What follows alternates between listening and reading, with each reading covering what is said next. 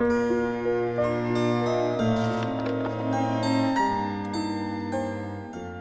приходит летний вечер, шмель в траве гудит, и летят земле навстречу синие дожди.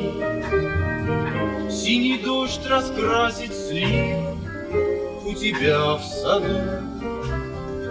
Синий дождь, он самый сильный, от него растут.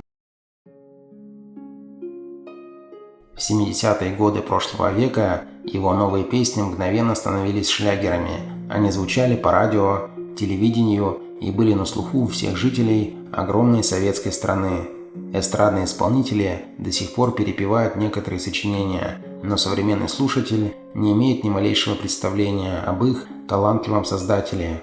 Имя композитора Станислава Пожлакова, заслуженного деятеля искусств России, остается незаслуженно забытым. Станислав Пожлаков родился в январе 1937 года в Подмосковье. В семье помимо него росло еще 3 сыновей. Незадолго до войны семья Пожлаковых перебралась в Ленинград. В страшное блокадное время из 4 детей выжил 1 Станислав, остальные погибли от голода. В период обучения в общеобразовательной школе одноклассником мальчика был будущий медик, журналист и путешественник Юрий Сенкевич. Подростки хорошо ладили между собой, их дружбу связывало общее увлечение – музыка. Но если для Юрия она осталась просто приятным юношеским хобби, то для Станислава со временем стала смыслом жизни.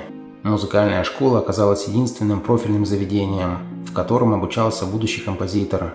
Пожлаков подходил к делу серьезно. К моменту получения диплома он играл на фортепиано, саксофоне и аккордеоне. Обладая приятным тембром голоса, юноша хорошо пел в эстрадной манере. Помимо классического музицирования, Станислав и его товарищ Гена Гольштейн, ставший впоследствии известным саксофонистом, болели джазом.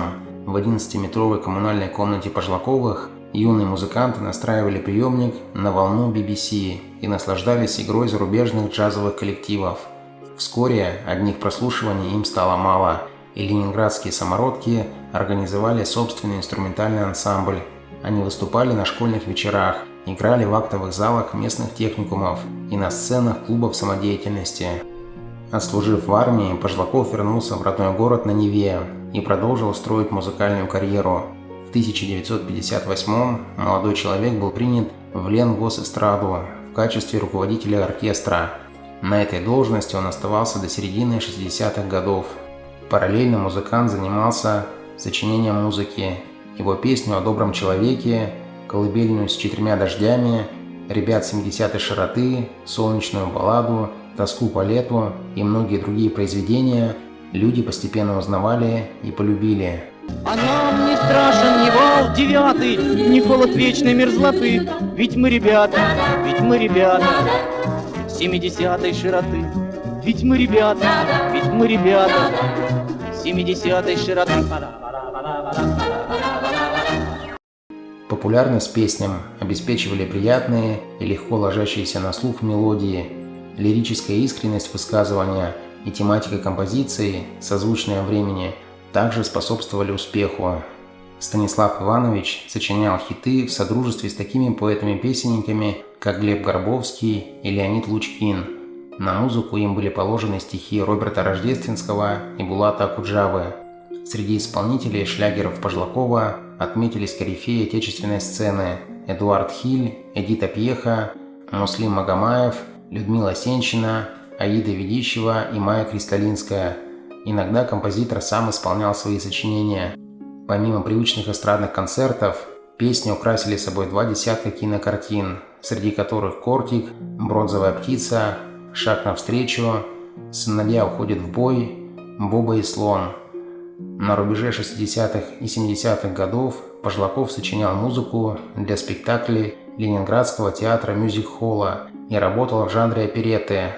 Интерес к личности Станислава Ивановича оказался настолько велик, что на пике карьеры о его творчестве были сняты 3 фильма-концерта.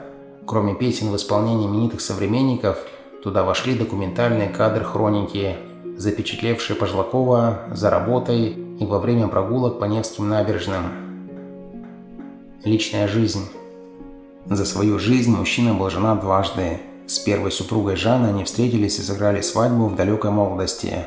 В этом браке родился единственный ребенок Станислава, дочь Юлия, которой счастливый отец посвятил одну из самых своих трогательных композиций – песню «Топ-топ топает малыш».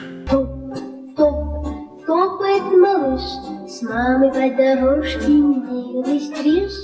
Маленькие ножки не спеша, только для себе твердят.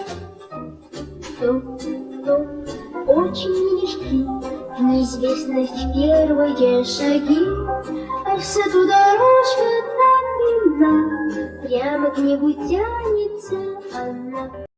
Пока Станислав был малоизвестным музыкантом, между супругами все уладилось, но испытание медными трубами оказалось для Жанны непосильным. Брак супругам сохранить не удалось. Второй женой музыканта стала Нина Малтянская. Начинающая певица была его верной поклонницей и соратницей, однако этот союз через какое-то время завершился разводом. Перестройка негативно сказалась на карьере Пожлакова. Его проникновенная лирика оказалась не удел. Композитор продолжал сочинять песни на собственные стихи, но теперь его работы копились в ящике стола. В последние годы Станислав Иванович тяжело болел, ему трудно было ходить, поэтому он жил затворником на скромную пенсию. Станислава Пожлакова не стало в сентябре 2003 года. Прах композитора был предан земле на Сестрорецком кладбище Санкт-Петербурга. Друзья, ставьте лайк и подписывайтесь на наш канал. Впереди много интересного.